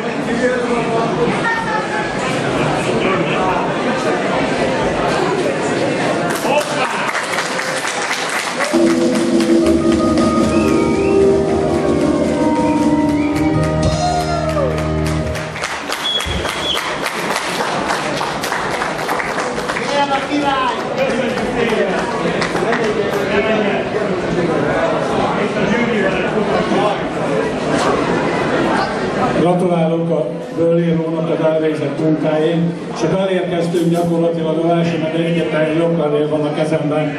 Ez az összetett munkát díjazó oklevél, ami annyit jelent, hogy az a csapat, aki ezt készítette, úgy gondolom,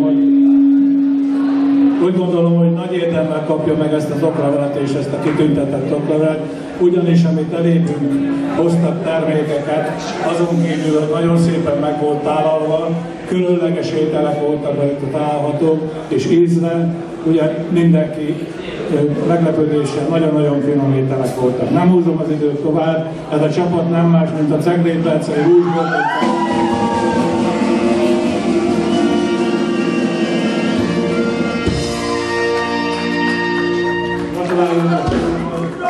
Hiszen ha jól tudom, a tavalyi versenyen is ők vitték ezt a hasonló díjat. Szegyen!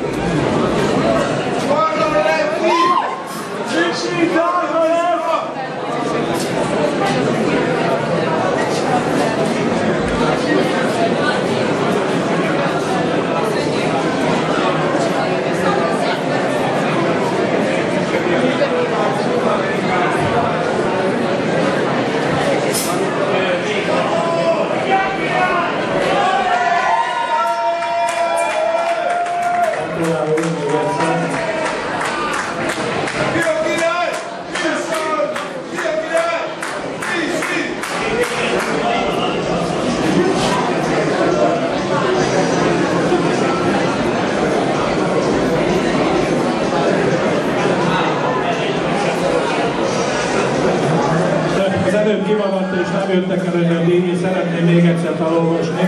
Adott el zsűri egy ilyen nélkül legszebb portáléja, akit a Guti Csibészek és Szekeres Lánc csapata nyert.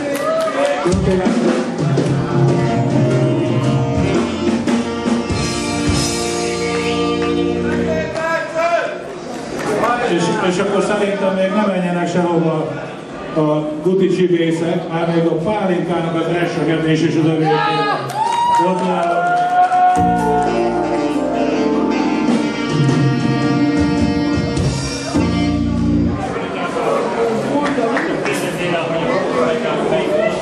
És azt még szeretném megkérdezni, hogy a kóborbetyárok befutottak-e valahol?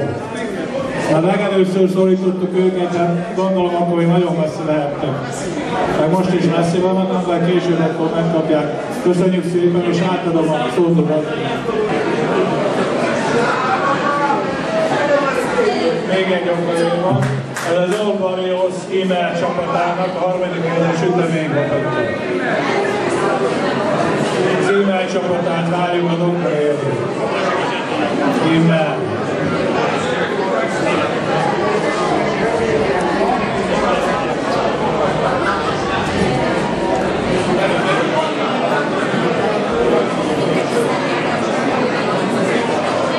Nem tudom, hogy megjött-e mindig a külön díjak sorában volt egy magyar meghaladási csoport, aki külön díjat kapott meg és névet át.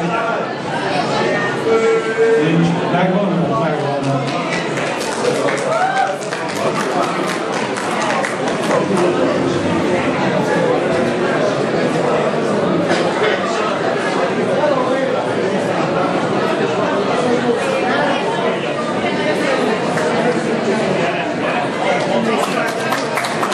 És akkor van még egy oklevelünk, egy közönségi oklevél, akit nem más kapott, mint a PKS, Agrofon Búcs.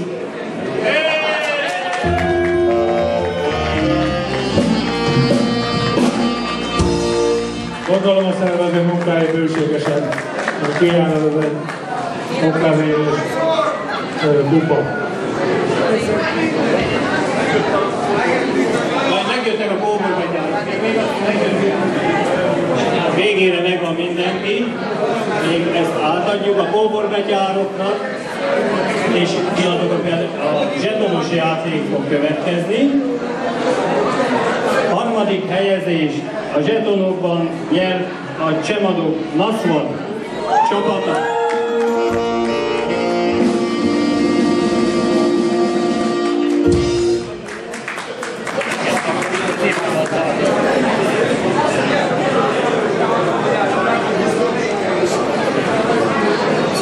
A második helyezés, a 300 eurót a zámai sörfőzők csapata nyert.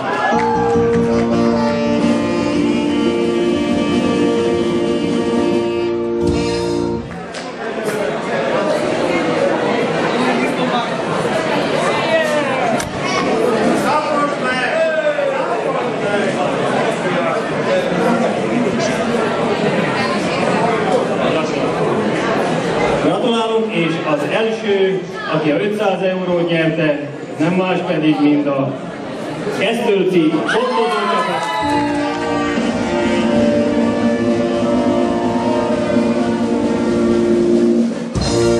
Közel 400 zseton gyűjtöttük, gratulálunk, ügyesek voltak. A tavalyi csapat az nem jött el, az 1002-vel győzött a tavalyi csapat, sajnos találjuk.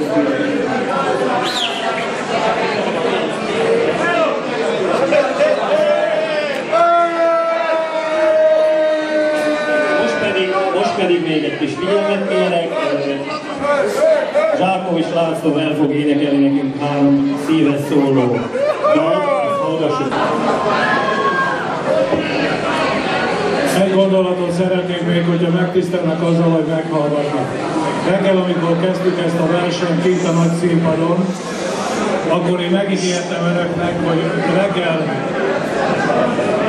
tehát ott én megígértem önöknek, hogy mikor reggel elkezdtük a zsűrizést, ugye a zsűrizés nap folyamán szabadtűzi lovagrendnek a zsűri ruhájában végeztük, és mint ahogy tetszenek látni most meg a zsűri, az első magyar fehérasztal lovagmeznek a díszruháját viseli.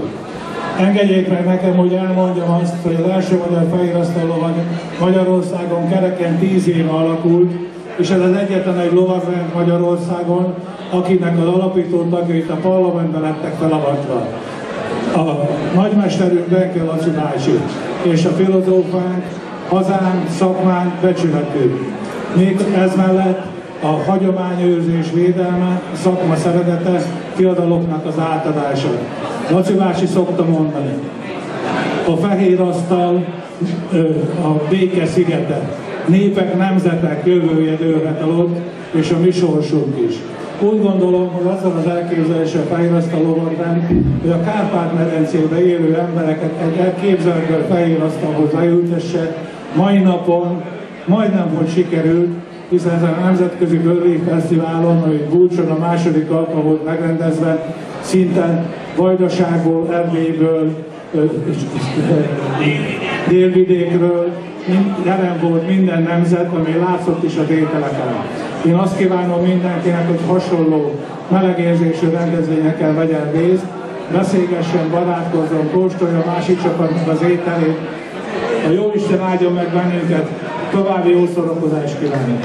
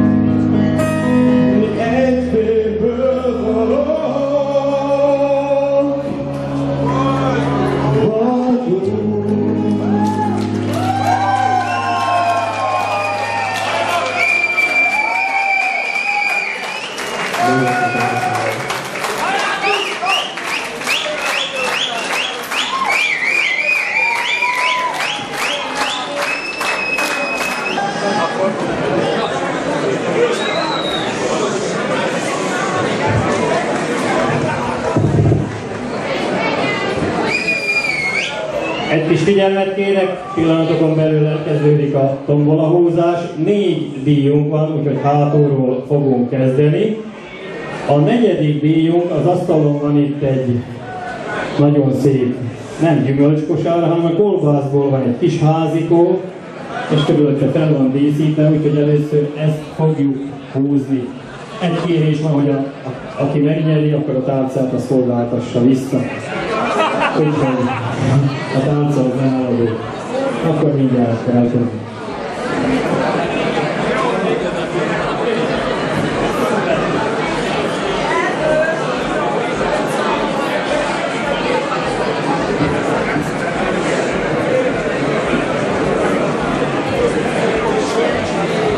Akkor a 4. díjunk Tamás Vilmos 6900. Tamás Viktor 6900. Itt vagytok előtt?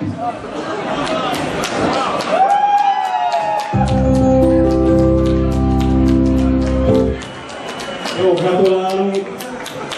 Még ne szaladjatok el, mert lehet, hogy még nyertek. Nyugodtan lemehetsz, nem.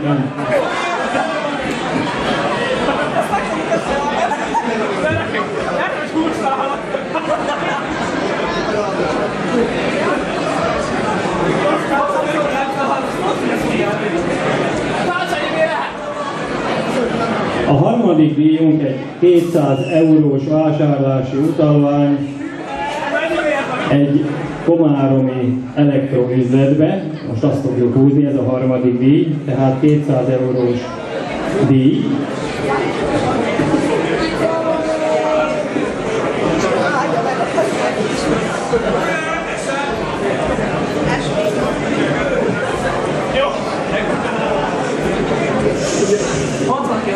Ez is Tamás Vilmos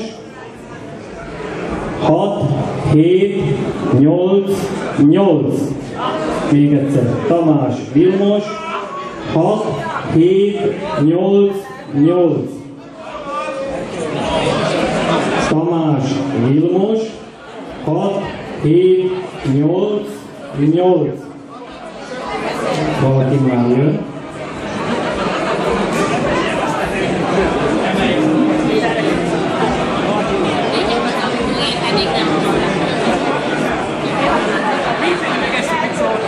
Ez egy 200 eurós vásárlási utalvány Tomáromi üzletben lehet levásárolni. Még egyszer mondom, Tamás Vilmos 6788. Még egyszer, Tamás Vilmos 6788.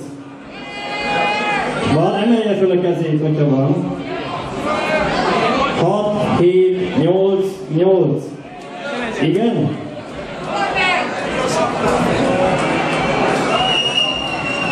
Valaki vegyen piros sapkába. 6788. Nem fogunk sietni, mert ez a biztonság. Jön John Léros.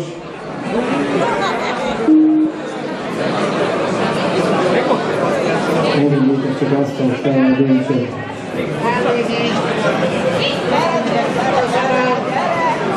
Nem John Léros, piros a sapka.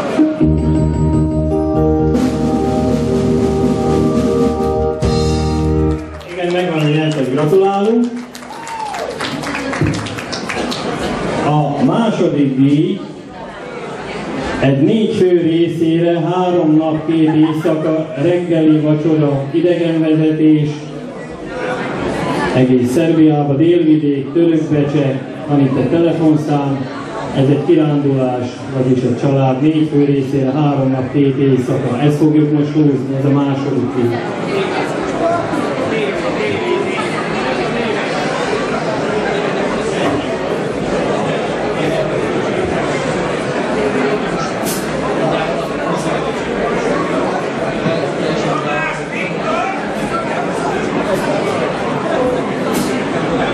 A második díjnak a tombolaszámja megint Tamás Vilmos 5610. Tamás Vilmos 5, 6, 1, 0. Nagyon vétesen talán. Igen, megvan? Jöjjön közelebb, tessék. Engedjük.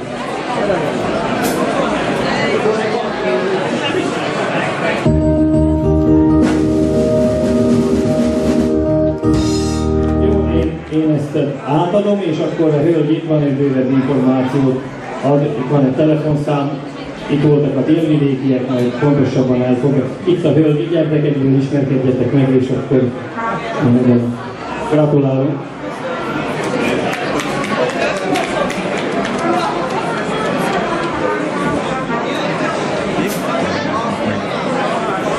Akkor most következik a fődíj. A Skoda autó, amelynek a kulcsa itt van. Ma ezzel valaki kimegy a kapun.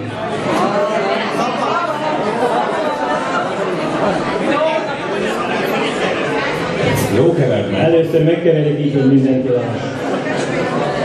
Két kézzel is meg lehet mostani. Két kézzel.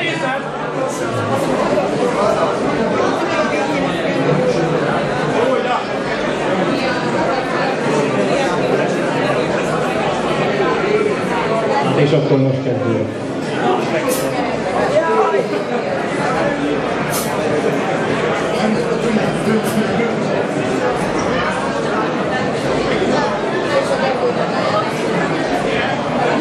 És a nyerőszám Sándor Péter,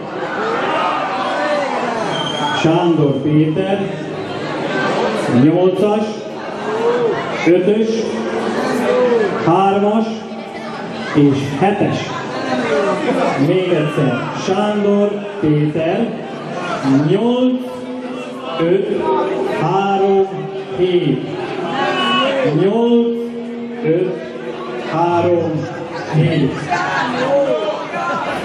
Sándor Péter, 8, 5, 3, 7.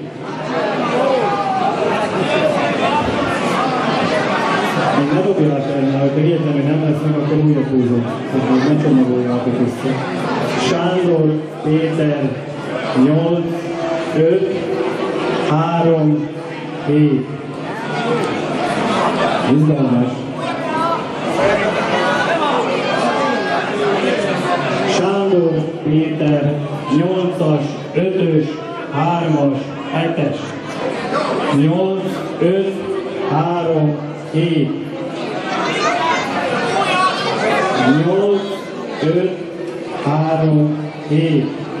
Meg lesz ez, hát nem dobtam semmit. 8, 5, 3, 7.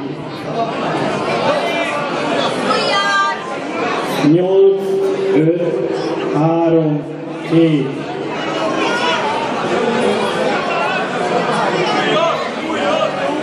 8, 5, 3, 7.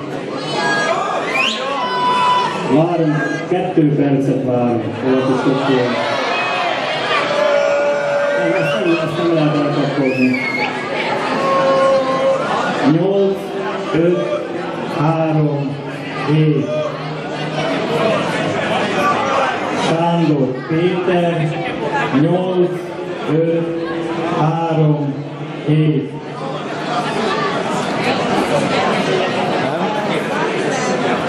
Sándor Péter, 8, 5, 3, 7.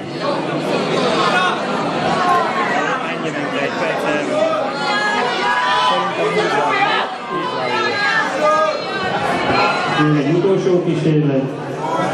Sándor Péter, 8, 5, 3, 7. És akkor újabb húzó.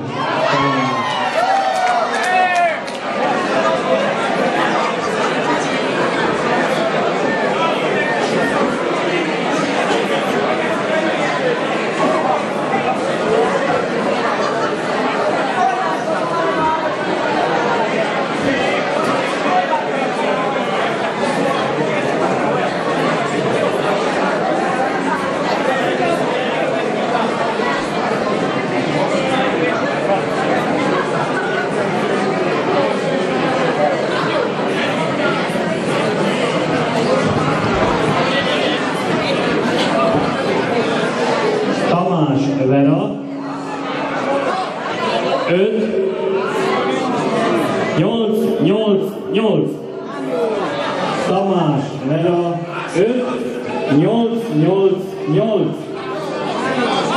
Tamás Vera 5, 8, 8, 8. Tamás Vera 5, 8, 8, 8. Izgalmas. Tamás Vera 5, 8, 8, 8. Tamás Vera van. Tamás Vera 5, 8, 8, 8. A környön.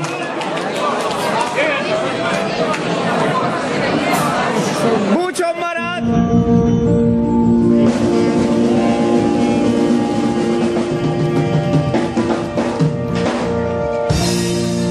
Igen, megvan a nyertes. Gratulálunk! Esetleg, ha nem titok, egy bemutatkozás lehet.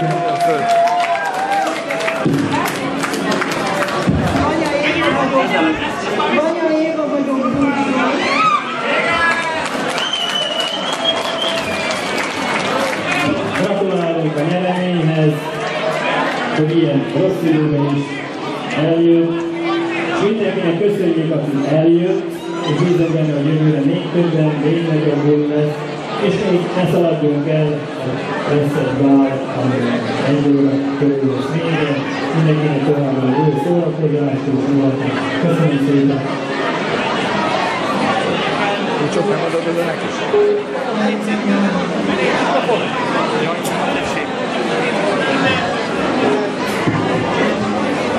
Most ez a elmegyek jó messzire. Nem leszek senki a terhére. Nem írok levelet, nem is üzenek. Lesz még tavasz, lesz még nyár, de én nem leszek. De nem írok levelet, nem is üzenek. Lesz még tavasz, lesz még nyár, de én nem leszek. Azt gondolod, ha már várod, hogy te tűnöd, nekre várom. Elvárázom, csak egy álom, szívemet néked ajánlom. Elvárázom, csak egy álom, szívemet néked ajánlom. Azt mondja, hogy Isti barátom.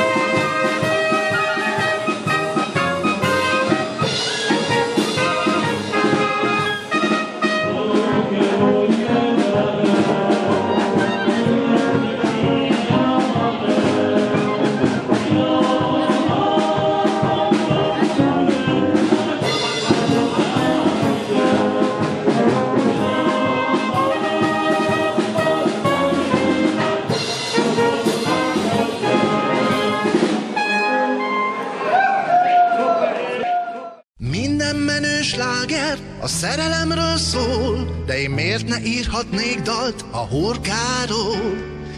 Szép az, hogy kék az ég és néma lágy a szél, de a téma inkább legyen most a vér, a máj, a bél. Hurka reggel, hurka délben, a vér és a lézsa kanyarog a bélben. Ez nem lehet más, csak is a mennyország.